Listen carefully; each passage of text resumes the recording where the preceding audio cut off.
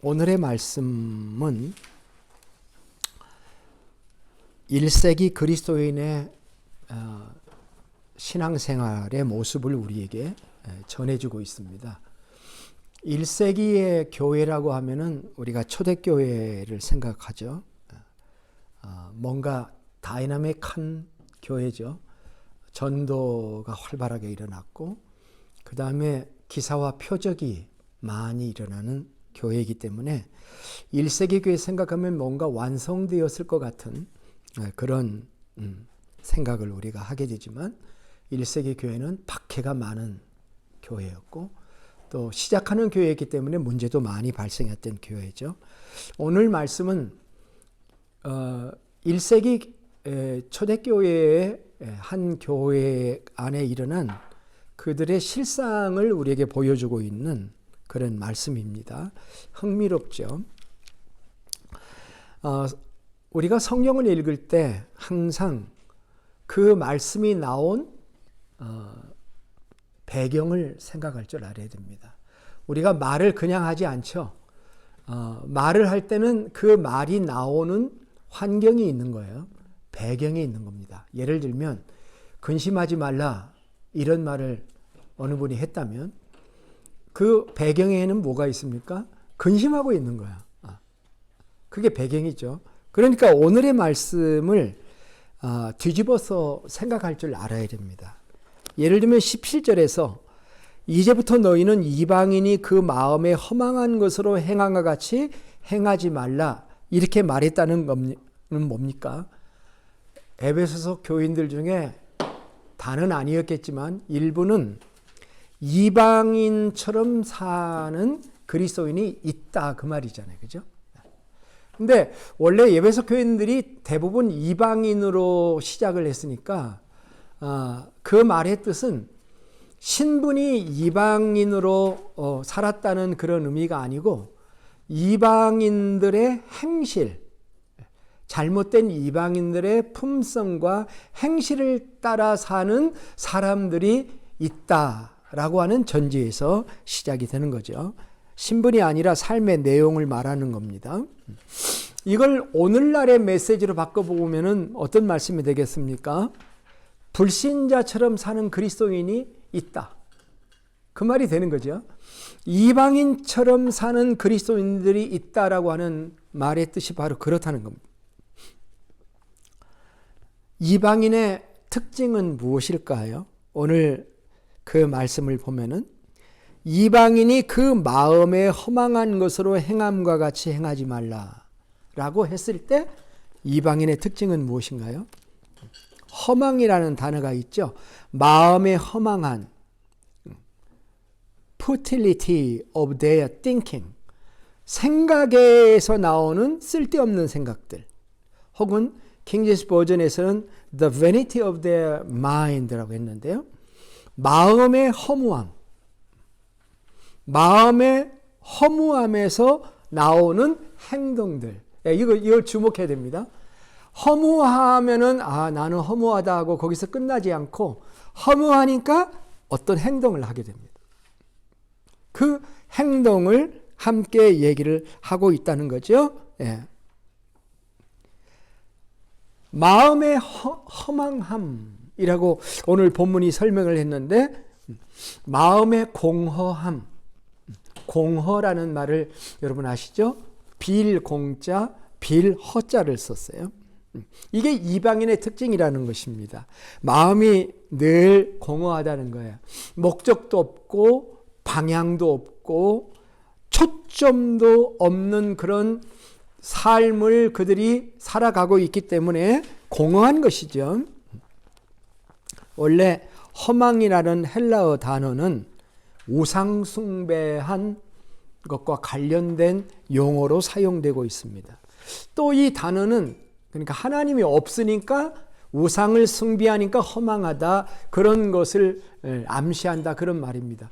또 허망이라는 이 단어는 물거품이라는 뜻도 있습니다. 물거품 아시죠? 물거품이 그 거품에는 영롱한 빛과 무지갯빛의 아름다움이 있습니다마는 갑자기 그 아름다움은 사라지고 말죠. 아무것도 없게 됩니다. 라스베가스를 그 사람들이 보고 싶어 하는 사람들이 많더라고요. 한 번도 안 가본 사람들이 있다고 해서. 가면은 어떤 것을 보여줍니까? 벨라지오 호텔 앞에 있는 물쇼. 음악에 맞추어서 그 물쇼를 할 때는 장관이지만 그 물쇼가 끝났을 때 음악은 꺼지고 그 다음에 사람들은 흩어지고 그 물거품은 다 사라지고 있을 때 그러한 모습, 그것이 공허의 모습인데요. 이것이 이방인의 특징이라는 거죠. 공허함.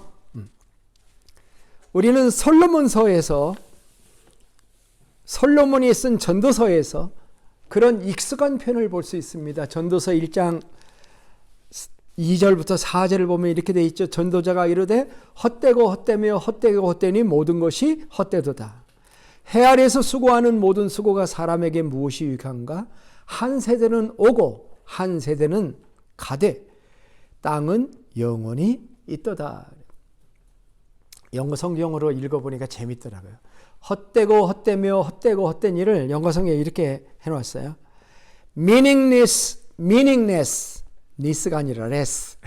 meaningless, utterly meaningless, everything is meaningless. 이렇게 설명을 했어요. 헛되고 헛된, 참 재밌죠. 사실 우리의 삶은 의미가 없는 게 아닙니다. 헛된 게 아니라 의미가 있는 거죠. meaningful해요.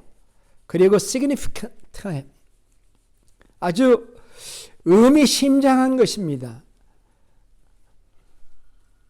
해가 지구의 주위를 돌죠. 우리 눈으로 보기는. 실제는 지구가 해를 도는데 우리는 아침에 뜨면 동쪽에서 해를 보고 서쪽에서 해가 지는 걸 보죠. 자, 전도서에 보면은 해는 동쪽에 떠서 서쪽으로 진다 이렇게 표현을 하면서 피곤한 것으로 표현했습니다만은 meaningless로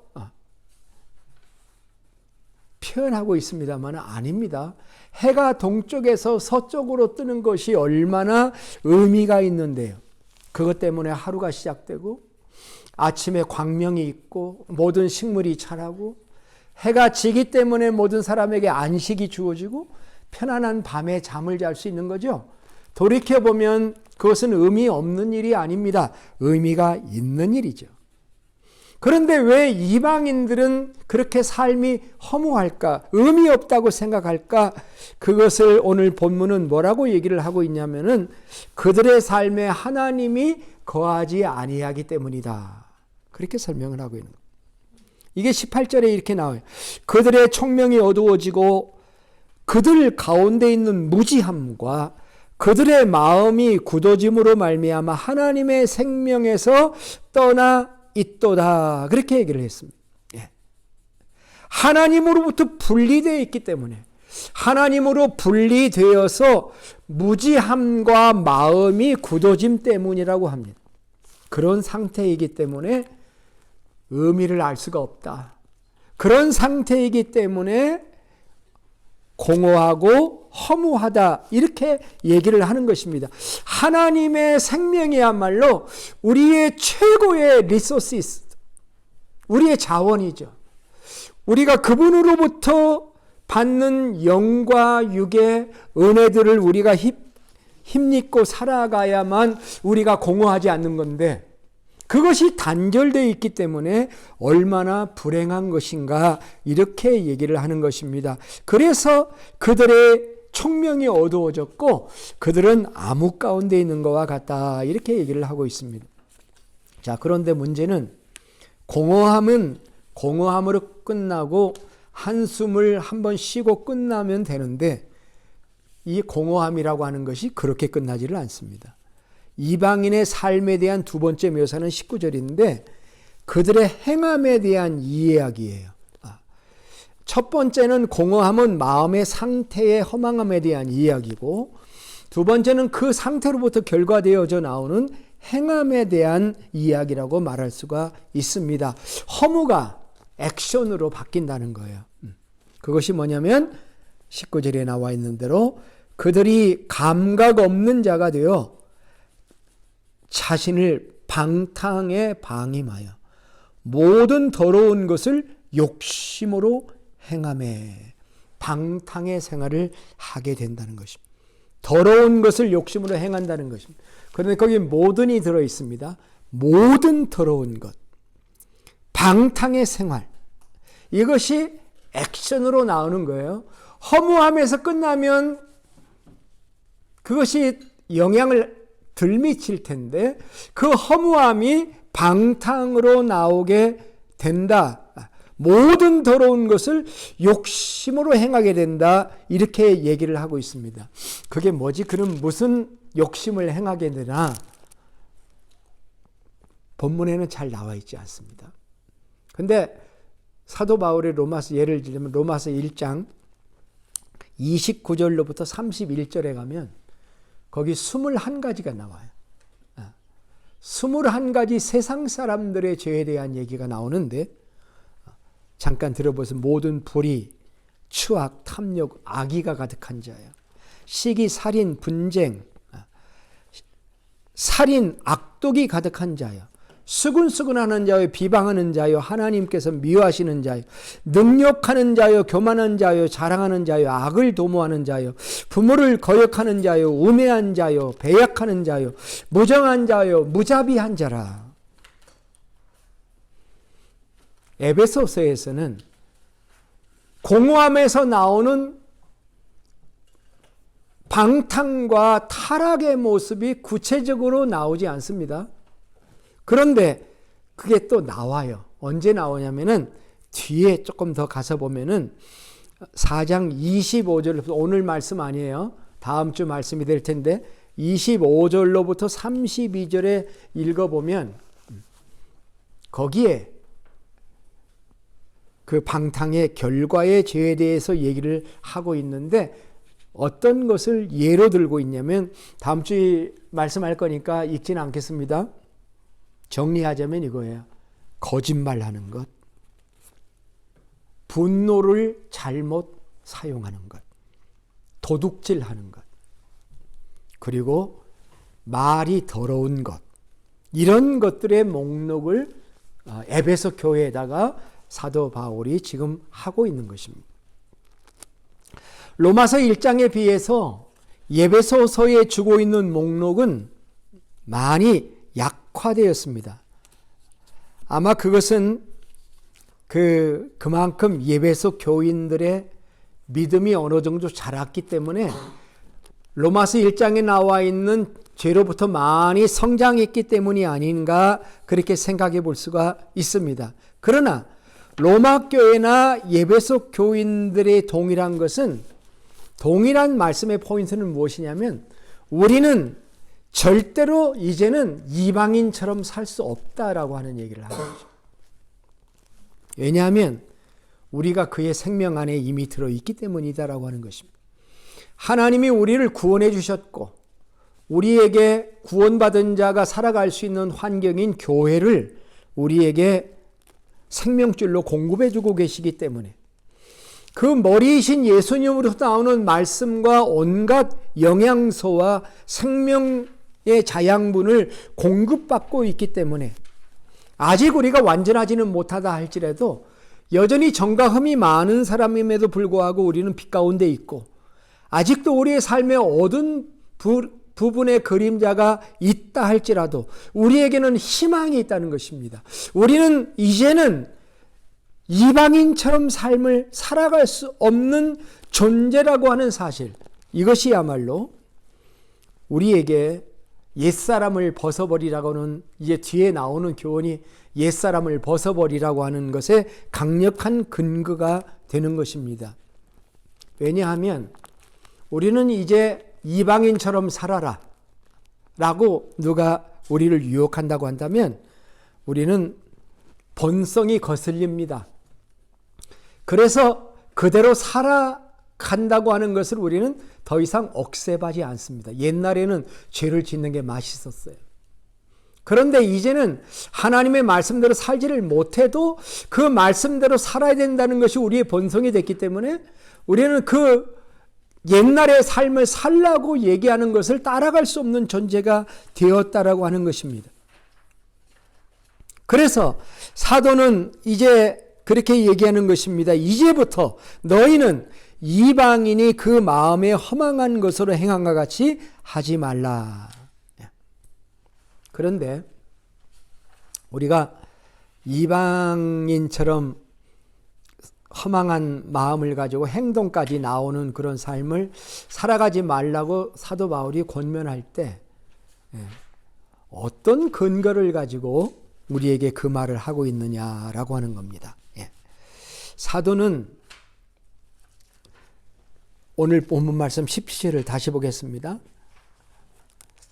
그러므로, 처음에 시작이 그러므로로 시작하죠. 그러므로 내가 이것을 말하여 주 안에서 증언하노니, 그렇게 얘기를 했습니다.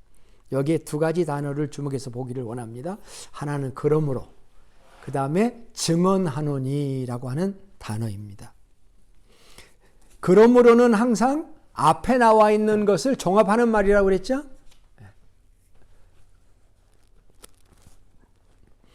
앞에 나와 있는 모든 것을 결론으로 한 말이라고 그랬죠. 자, 앞에 무슨 말씀을 했습니까? 에베소서 1장부터 한번 생각해 보세요. 1장에서 삼위일체 하나님께서 우리를 어떻게 구원하셨는가? 아버지가 무엇을 하셨고 아들이 무엇을 하셨고 성령이 어떻게 하셔서 우리에게 구원이 완성됐는가 하는 것을 얘기하고 있습니다. 2장부터 4장 16절까지의 내용을 보면 교회에 대한 얘기를 하고 있다고 말씀드렸죠. 구원받은 하나님의 백성이 혼자 살아갈 수 있는 삶을 생각해서 교회라고 하는 언덕을 마련해 주시고 교회 안에서 머리신 예수님으로서 생명의 공급을 받으면서 살아갈 수 있도록 교회를 우리에게 허락해 주셨다라고 하는 얘기를 했습니다. 그러므로가 그겁니다.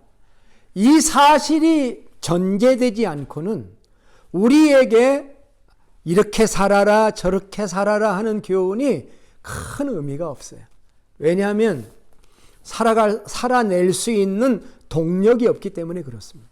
그러나 만일 우리가 이 사실을 믿음으로 받아들이고 구원과 하나님의 교회를 주신 것이 얼마나 큰 축복인가 하는 것을 깨닫는다면 그러므로가 되는 겁니다. 우리는 그러므로 앞에 본문에 대한 믿음을 가졌다면 더 이상 우리는 이 세상에 돌아가서 이방인처럼 살 수 없다라고 하는 얘기를 하고 있는 겁니다. 그 다음에 증언하노니라고 하는 단어예요. 이 증언이라는 단어는 영어성에 보면은 insist 혹은 testify, 증언한다, 그런 무엇을 증언한다는 말일까요?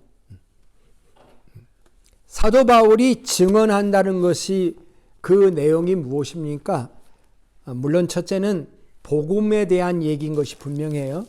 내가 전한 예수 그리스도의 복음을 내가 너희들에게 전한 것을 증언이라고 말할 수도 있는데 그 증언의 내용이 20절부터 21절입니다. 오직 너희는 그리스도를 그같이 배우지 아니하였느니라. 진리가 예수 안에 있는 것 같이 너희가 참으로 그에게서 듣고 또한 그에게서 가르침을 받았을진데. 자, 무슨 말일까요? 이 말은 진리가 예수님 안에 있다는 것뿐만 아니라 사도 바울 자신이 전한 예수 그리스도에 대한 진리와 복음은 바르게 증거되었다는 것입니다. 내가 그것을 전한다는 것. 사도 바울이 전한 복음은 제대로 전파되었다, 그런 뜻입니다. 제대로 전파됐다는 것을 내가 증언한다. 자, 우리의 삶을 일으키는 변화는 진리가 제대로 전파되었느냐 되어지지 않느냐 하는 문제와 관련이 되었습니다. 복음이 생명이기 때문에 제대로 전파되었으면 생명의 역사가 나타나서 더 이상 이방인의 삶을 버리고 주님을 선택하게끔 되어 있다. 지금 그 얘기를 하는 것입니다. 사도 바울이 고린도전서 15장에서 1절로부터 8절에 이런 얘기를 합니다. 한번 찾아서 같이 보겠습니다. 고린도전서 15장 1절로부터 8절. 형제들아, 내가 너희에게 전한 복음을 너희에게 알게 하노니. 너희에게 전한 복음이에요. 이는 너희가 받은 것이요. 뭘 받았다고요? 복음을 받았겠죠. 그 가운데 선 것이라. 그 가운데는 복음 가운데 섰다 그럽니다. 너희가 만일 내가 전한 그 말, 복음이죠. 굳게 지키고 헛되이 믿지 아니하였으면 그로 말미암아 구원을 받으리니. 내가 받은 것을, 받은 것도 복음이고 너에게 전하였노니, 전한 것도 복음이고. 그런데 그 복음의 내용이 뭐냐? 이는 성경대로 그리스도께서 우리 죄를 위하여 죽으시고 장사 지낸 바 되었다가 성경대로 사흘 만에 다시 살아나서 게바에게 보이시고 후에 12제자에게와 그 후에 500의 형제 일시에 보이셨나니 그 중에 지금까지 대다수는 살아있고 어떤 사람은 잠들었으며 그 후에 야고보에게 보이셨으며 그 후에 모든 사도에게와 맨 나중엔 만삭되지 못하여 난 자 같은 내게도 보이셨느니라. 이 말씀의 내용이 뭡니까? 내가 분명히 받은 복음을 분명하게 너에게 전했다. 복음은 예수님의 죽음과 부활인데 그 부활의 증인들이 있다. 그 말을 다른 말로 하면 내가 분명히 전한 복음에 대한 증인들이 있다 하는 말과 같은 것이죠. 예. 사도는 예수님의 죽음과 부활에 대해서 로마서 4장 25절에서 로마 4장의 마지막 절인데요. 예수는 우리가 범죄한 것 때문에 내어줌이 되고 또한 우리를 의롭다 하시기 위해 살아나셨느니라. 이게 기독교의 기본 복음이에요. 예수님은 우리의 죄 때문에 죽으시고 예수님은 우리를 의롭게 하기 위해서 부활하셨다라고 하는 것이 기독교의 복음입니다. 이 복음이 제대로 전해졌다 그런 얘기를 하는 것입니다. 그러면 이 기독교의 진리, 기독교의 복음을 제대로 깨달은 사람은 거룩한 삶을 지향하지 않을 수가 없는 것입니다. 그래서 복음은요, 거룩한 복음이에요. 이것이 우리가 보는 예배소의 핵심 메시지예요. 자, 제가 거의 매번 설교에서 하나님께서 우리를 자녀 삼으셨는데 그 자녀 삼으셨을 때에 그 어떤 자녀를 삼으려고 했던 것인가에 대한 얘기를 설교 시간마다 지금 하고 있죠. 어떤 자녀예요? 자, 하나님이 나를 자녀로 삼으시는데 자기 앞에 어떤 자녀 만들려고? 예배소서 1장 3절부터 6절 지난 설교에서도 이 말씀을 인용했습니다. 뭐예요?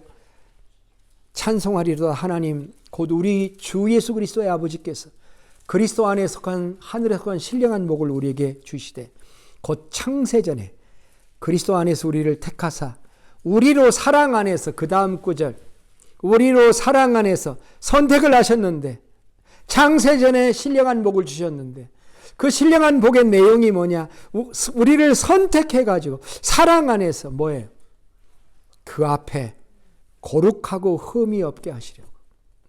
이건 예수 믿을 때 한순간 우리의 죄를 사해 주셔서 거룩하고 흠없게 만드는 것뿐만이 아니라 우리의 삶 자체가 자기 앞에 거룩하고 흠이 없게 하시려고 그 기쁘신 뜻대로 우리를 예정하사 예수 그리스도로 말미암아 자기의 아들들이 되게 하셨다. 어떤 아들들이에요? 그냥 하나님의 자녀 아니에요. 하나님의 목적은 나를 자녀 삼으신 목적은 그냥 자녀라는 명목상 자녀 되는 것을 뜻하는 게 아니라 자기 앞에 뭐예요? 따라서 합시다. 그 앞에 거룩하고 흠이 없게 하시려고. 이게 복음이에요. 이게 복음이에요. 이것을 우리가 찬송하는 거예요. 하나님이 이렇게 해주신 것은 부담이 아니에요. 오히려 찬송의 제목이라고 지난주에도 말씀을 드렸습니다. 바울은 이 점에 있어서 자기가 무엇을 증언할 수 있냐면 내가 너에게 전한 복음은 진짜 복음을 전했다. 진짜 복음을 전해. 내가 증언한다. 내가 내 스스로 증언한다. 그러므로 내가 증언할 수가 있다. 그렇게 지금 말씀을 한 것입니다. 가르침의 문제가 아니었다는 거예요. 그럼 뭡니까? 자, 복음은 진짜 전했어. 그런데 받는 사람들 중에 이방인처럼 사는 사람이 있어. 그러면 이제 여기에 질문이 생기는 거예요. 두 가지 중에 하나예요. 복음을 바로 못 들었거나 아니면 복음은 제대로 들었는데 그것을 자기의 삶에 적용을 하지 못한 거예요. 그렇죠? 그래서 가르침에는 문제가 없다는 것을 내가 증언한다. 그러면 뭐겠습니까? 제가 이 말씀을 좀 묵상하면서 하나님께서 제게 이런 생각, 적용의 문제다라고 말씀하시는 것처럼 들렸어요. 가르친 건 올바랬어요. 복음은 바로 전달했어요. 그런데 받는 사람이 그것을 적용할 때 문제가 생겨나게 되었다라고 하는 것입니다. 가르침도 문제가 없고 배움도 문제가 없다면 문제는 무엇이 있을까요? 어플리케이션이에요. 적용하는 데 문제가 있는 겁니다. 여기서 우리는 질문을 해야 됩니다. 우리가 받은 교훈을 어떻게 적용해야 될 것인가 하는 문제가 우리에게 주어집니다. 그 답이 23절에서 24절이 답이 되겠습니다. 그 답이 뭐냐면 우리가 해야 될 적용은 그 말씀을 받아가지고 옛 삶을 벗고 새 삶을 입는 행동을 계속해 나가야 된다. 이것이 적용의 문제다라고 하는 것입니다. 복음의 적용은 날마다 옛사람을 벗고 새 사람을 입는 삶을 살아가는 것입니다. 22절을 보겠습니다. 너희는 유혹의 욕심을 따라 썩어져가는 구습을 따르는 옛사람을 벗어버리고 오직 너희의 심령이 새롭게 되어 하나님을 따라 의와 진리의 거룩함으로 지으심을 받은 새 사람을 입으라. 자,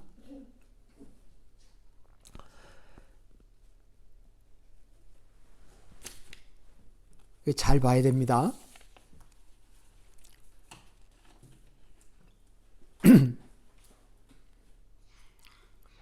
사도 바울이 여기서 옛사람을 뭐라고 얘기를 하고 있습니까? 옛사람을 설명하는 형용사를 한번 보세요. 옛사람 앞에 나와 있어요. 뭐라고 설명하고 있습니까? 유혹의 욕심을 따라 썩어져가는 구습을 따르는 옛사람. 이렇게 표현했어요. 옛사람인데요. 유혹의 욕심을 따라 썩어져가는 구습을 따르는 옛사람을 벗어버리라. 이렇게 얘기를 해요. 여기 유혹이 있습니다. 유혹은 유혹자를 우리에게 암시하고 있는 거죠. 유혹자가 누굴까요? 마귀 사탄이죠. 마귀 사탄은 우리를 항상 유혹합니다. 유혹해서 이렇게 넘어뜨리려고 합니다. 아담과 하와를 넘어뜨린 게 마귀 사탄이고요. 예수님을 시험할 때 세 가지 시험을 해서 넘어뜨리려고 한 것도 마귀 사탄이고요. 요한일서에 나와 있는 것처럼 오늘날 살고 있는 이 세상의 성도들을 육신의 정력과 안목의 정력과 생의 자랑이라고 하는 세 가지 기술을 사용해서 도구를 사용해서 우리를 유혹하는 것도 마귀 사탄이죠. 유혹자가 있는 겁니다. 아담과 하와는 이 사탄의 유혹에 실패를 했고요. 예수님은 이 세 가지 유혹에 승리를 했습니다. 실패의 길과 성공의 길이 우리 앞에 놓여 있습니다. 그리고 우리가 선택하고 우리가 그것을 어떻게 결정하고 승리하느냐 하는 문제는 모든 성도들 앞에 놓여 있는 당면 과제입니다. 유혹자가 있다는 것입니다. 그들은 우리가 새 사람이 된 것을 잘 알고 있습니다. 우리는 새 사람이에요. 고린도후서 5장 17절에 보면은 누구든지 그리스도 안에 있으면 뭐라고 그러죠? 새로운 피조물이라. 이전 것은 지나갔으니 보라 새 것이 되었도다 라고 얘기를 하고 있습니다. 예수님이 우리가 주님을 믿었을 때 우리를 새 존재로 바꿔주셨습니다. 이전 것은 지나갔으니라고 했습니다. 보라 새 것이 되었도다 라고 말씀을 했습니다. 주님은 우리를 개선한 것이 아닙니다. 옛 것을 놔두고 우리에게 새로운 것을 집어넣어 준 것은 아닙니다. 우리는 새로운 존재가 되었다라고 성경은 우리에게 말씀을 하고 있습니다. 물론 사탄은 우리들에게 이 사실을 인정하지 못하도록 합니다. 이게 굉장히 믿기 어려운 일이에요. 내가 예수님을 믿어서 나는 새로운 존재가 되었다라고 성경이 선포하는 진리인데 그 선포하는 진리를 우리가 그대로 받아들여서 나는 새로운 존재다라고 생각하고 새 사람으로 살아가면서 그 새 사람의 삶을 살아간다면 우리는 모든 것이 우리 앞에 만사형통 열려질 것인데 인생은 그렇게 생각보다 만만치가 않습니다. 사탄이 거기에 끼어들어서 항상 우리는 새 사람이 아니다라고 하는 그런 생각을 가지고 살아갈 수 있도록 그렇게 만들어줍니다. 그것을 사람들은 이렇게 생각해요. 노예 해방이 일어났습니다. 남북전쟁이 일어나서 노예가 해방이 되었는데 노예가 해방된 후에 이 해방된 것을 인정하지 못해서 노예와 같은 심정으로 살아가는 사람들이 꽤나 많이 있었고 또 많은 노예들이 혼자 살아가라는 그 삶을 감당을 하지 못해서 돈이 없으니까 해방은 되었는데 다시 노예로 돌아간 사람도 있습니다. 그런 상황이에요. 그래서 우리가 새로운 피조물이 되었는데 자기가 새로운 피조물이라는 사실을 인식하지 못하고 항상 나는 여전히 죄 가운데 있고 나는 여전히 멸망 가운데 있고 구원의 확신을 가지지 못하고 흔들리는 그런 사람들이 존재하고 있다고 하는 것을 성경은 상상을 하고 있는 겁니다. 그래서 로마서 6장 같은 데 보면은 이런 말씀을 합니다. 6장 1절 2절에 보면은 그런즉 우리가 무슨 말을 하리요 은혜에 더하게 하려고 죄에 거하겠느냐 그럴 수 없느니라 죄에 대하여 죽은 우리가 어찌 그 가운데 더 살리요 이런 말씀을 했습니다. 죄에 대하여 죽은 우리다라는 얘기를 하고 또 6장을 조금 더 가보면 세례에 대한 얘기, 침례에 대한 얘기를 하는데 이렇게 얘기를 해요. 무릇 그리스도 예수 합하여 침례를 받은 우리는 그의 죽으심과 합하여 침례를 받은 줄을 알지 못하느냐. 그러므로 우리가 그의 죽으심과 합하여 침례를 받음으로 그와 함께 장사되었나니 침례식 할 때 무슨 마음으로 해야 되냐면 나는 죽었다라고 장례식을 해야 된다. 그리고 일어날 때는 나는 주님 안에 새 생명을 얻었다 하고 새로운 존재로 일어나야 돼요. 여러분 세례를 받을 때 침례를 받을 때 나는 죽었다는 선언을 한 적이 있나요?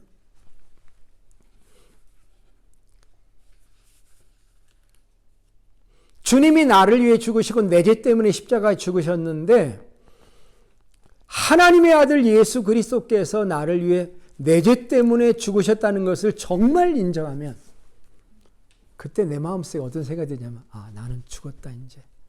나는 더 이상 죄 가운데 살 수 없다 하면서 자기의 죽음을 선포하는 거예요.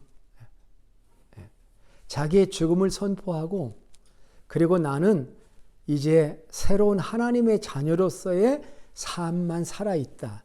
이렇게 얘기하고 나아갈 수 있는 것이 그게 그리스도인입니다. 나는 이제는 죽은 존재다. 이 믿음의 경지에서 이런 고백을 할 수 있기를 주의 이름으로 축복합니다. 나는 새 생명을 얻었고 옛사람은 죽었어요.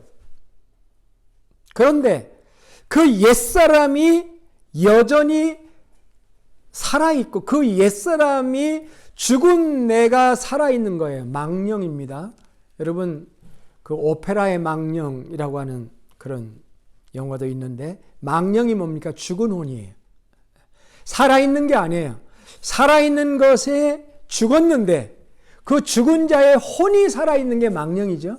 마치 망령이 살아있는 것처럼 내 옛사람의 망령을 사탄이 사용해서 내가 죄를 짓고 옛사람의 행동이 계속해서 내 안에서 나오도록 역사하는 거기에 말려든 것.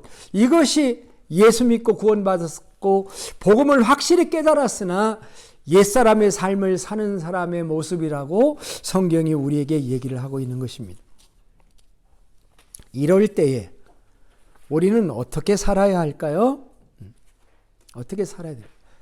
이런 망령들이 우리의 삶 속에 있는 겁니다. 예를 옛날에 제가 그런 얘기를 했죠. 제가 제대를 한 지 33년이 됐는데 지금도 가끔 꿈을 꿀 때는 아침 8시에 그 군종 참모는 그 아침 8시에 참모회에 들어가야 돼요. 그 사단장하고 참모들 모이는 회에 8시에 들어간다. 그게 날마다 가서 앉아 있었던 경험이 있어가지고 지금도 가끔 꿈을 꿀 때 늦었네. 참모에 들어가야 되는데 이러는 거예요. 그거 사실 아니죠. 그러다가 나중에 나 제대했잖아. 이렇게 하면 이제 꿈이 깨는 거예요. 현실이 되는 거예요. 이게 망령이죠. 망령. 우리의 옛사람, 이미 죽은 죄의 정력이 살아나서 내게 움직이려고 한다는 것입니다. 나를 움직이려고 하는 거예요. 나의 옛 습관과 옛 생활 방식이 다시 와서 나를 지배하려고 하는 겁니다. 그럴 때 내가 해야 될 일은 나는 이미 죽은 자다라고 선언을 해야 되는 것이죠. 그거를 오늘 말씀은 우리에게 뭐라고 얘기하냐면 벗는 것과 입는 것으로 표현을 한 겁니다. 자, 오늘 말씀이 우리들에게 뭐라고 얘기를 하고 있습니까?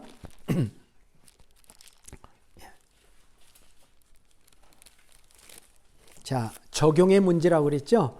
적용에 실패했기 때문이다. 다시 그 말씀으로 돌아가겠습니다. 복음은 분명했다. 내가 증민을 할 수 있을 정도로 내가 받은 전한 복음이 분명했고 너희들이 받은 게 분명했다. 근데 문제는 그 복음을 날마다 너의 삶 속에 적용을 하지 못했기 때문이다. 어떻게 적용하냐? 벗고 입는 것으로 묘사를 한 것이다. 이렇게 얘기를 하는 것이죠. 벗고 입는 것으로 얘기를 합니다.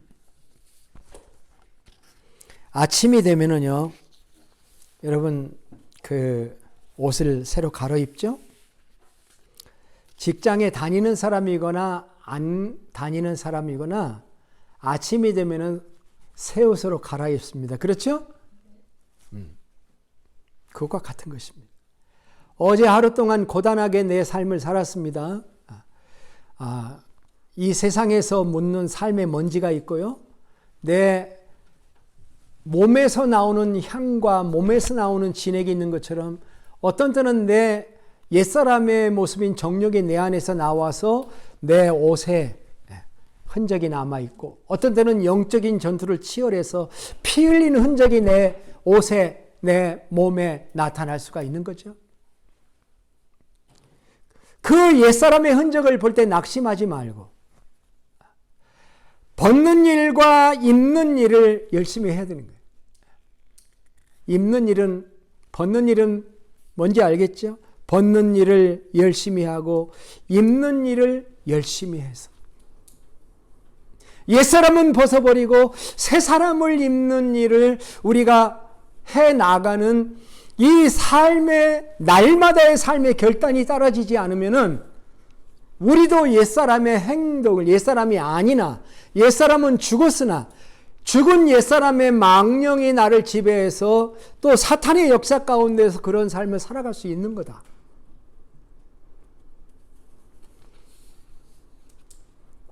옛사람을 벗어버리고 새 사람을 입는 방법이 뭘까요? 말씀과 기도와 경건의 삶을 포함해서 자신의 삶을 하나님 앞에 회개하고 어제의 실수가 있었다면 주님 앞에 내놓고 오늘 새로운 결단을 하나님 앞에 하면서 나의 본래 본성인 새 사람을 회복하고 그 새 사람으로 오늘 하루를 살아가는 이 삶의 적용이 우리에게 날마다 되기만 한다면 우리는 그리스도인으로서 이 세상의 아름다운 열매를 날마다 살아갈 수 있을 겁니다. 이런 기회를 주시는 분이 하나님이시에요. 하나님은 날마다 새 옷을 우리에게 주시는 분이에요. 부모가 자녀들을 위해서 빨래를 하고 새 옷을 준비해 놨다가 새 옷을 입혀주는 것처럼 어제의 옷을 벗고 미래의 새로운 옷을 입고 날마다 살아가는 것처럼 우리의 삶 속에 부정적인 것, 부족한 것, 연약한 것을 벗고 우리 안에 있는 새 성품인 예수 그리스도를 본받아가면서 날마다 새 옷을 입고 한 걸음 한 걸음 전진해 나가는 이 삶의 적용이 우리에게 주어지게 될 때 우리는 그러므로가 있기 때문에 주님이 나를 구원하셨고 나를 위해 교회를 허락해 주셨고 머리이신 예수님으로부터 주시는 생명의 흐름이 지금도 있기 때문에 우리는 결단코 과거로 돌아갈 수 없는 존재고 우리는 성령의 열매를 맺을 수 있는 새 사람이라고 하는 이 사실을 우리는 하나님 앞에 감사하지 않을 수가 없습니다. 어떤 분이 우리의 신앙생활을 이렇게 비교를 했어요. 쌍두마차 있죠.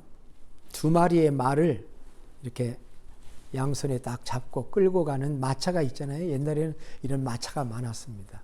하나는 옛사람이라는 거예요. 하나는 새사람이라는 거예요.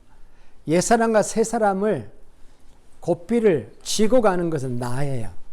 납니다. 이게 나가 있습니다. 사실 이 세 가지가 다 나죠. 그죠?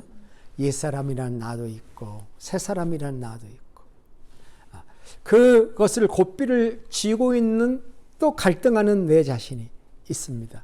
어떻게 보면은 이게 신앙생활이라 이렇게 말할 수가 있습니다. 이런 상황 속에서 우리는 낙심하는 내가 아니라 격려하는 성경이 참 실제적인 것은 시편 42편 같은 데 보면은 내 영혼아 왜 낭망하여 하느냐 너는 하나님을 바라라 나는 내 하나님을 오히려 찬송하는도다. 이 사람 마음 안에 낙심하는 나와 그 낙심하는 나를 쳐다보는 나가 있고 그 낙심하는 나를 쳐다보면서 격려하는 나가 있어요. 이게 참 성경의 심리적인 책이에요. 그리고 우리 인간의 심리를 잘 설명하고 있습니다. 자, 우리는 예수님을 어떻게 배워야 되겠습니까? 오늘의 말씀의 뭐죠? 그리스도를 올바로 배웠습니까? 하는 질문이죠. 자, 여기서 우리가 배운 그리스도는 올바른 그리스도였는가? 나를 위해 십자가에 죽으신 예수 그리스도, 나를 의롭다 하시기 위해 부활하신 예수 그리스도를 정말로 믿는가? 하나님이 나를 사랑하시고 나를 구원하신 것은 구원만 하는 게 목적이 아니라 자기 앞에 의롭고 흠이 없는 존재로 만드는 자녀로 만들려고 하는 이 하나님의 비전이 우리의 가슴을 움직이는가? 이 우리가 받은 은혜의 복음을 정말 제대로 깨달았다고 한다면 우리는 어떻게 살아야 되는가? 열심히 산다고 하루를 살았고 한 주간을 살았으나 돌이켜보니 내 욕심이 나타났던 일들이 있었고 내가 주님이 기뻐하시지 않는 교만의 말을 한 적도 있었고 나의 연약한 부분들이 깨달아질 때 그것을 주님 앞에 고백하고 다시 벗고 의의 새 옷을 받아 입고 날마다 결단하며 하나님 앞에 나아가는 이 벗는 일과 입는 일을 계속해 나가지 않았기 때문에 우리가 우리의 삶의 변화가 없었다면 이제 우리는 이 말씀으로 돌아가서 복음도 분명하고 배운 것도 분명하다면 이제는 그 말씀을 행함으로 연결해서 이방인들이 허망했기 때문에 그것이 행동으로 옮겨질 때 방탕했던 것처럼 우리는 그거와 정반대로 우리도 그러므로를 우리가 믿기 때문에 하나님의 은혜를 믿기 때문에 우리는 거룩하고 흠없는 존재가 될 수밖에 없는 존재고 하나님이 작정하셨기 때문에 이루어질 것이라는 믿음을 가지고 날마다 벗는 일과 입는 일에 우리가 집중하고 나아갈 때 하나님의 큰 역사가 나타날 줄로 믿습니다. 오늘 이 말씀의 능력이 여러분의 능력이 되시기를 주님의 이름으로 축복합니다. 기도하겠습니다. 하나님 아버지, 은혜를 감사합니다. 부족한 우리를 사랑해 주셔서 감사합니다. 우리에게는 십자가에 피 묻은 복음이 있습니다. 우리는 복음을 바로 듣고 구주를 믿은 사람들입니다. 우리로 세상에서 불신자들과 같이 살지 않기를 바라시는 하나님의 말씀, 하나님의 마음을 오늘 받았습니다. 우리를 새 사람으로 만들어 주시고 옛사람의 망령에 붙잡히지 않고 살아가도록 경계해 주시니 감사합니다. 우리가 믿는 복음과 진리를 적용하는 일에 게으르지 않고 늘 벗는 일과 입는 일을 중단하지 않고 나아가게 해주시기를 바랍니다. 존귀하신 예수님의 이름으로 기도합니다. 아멘.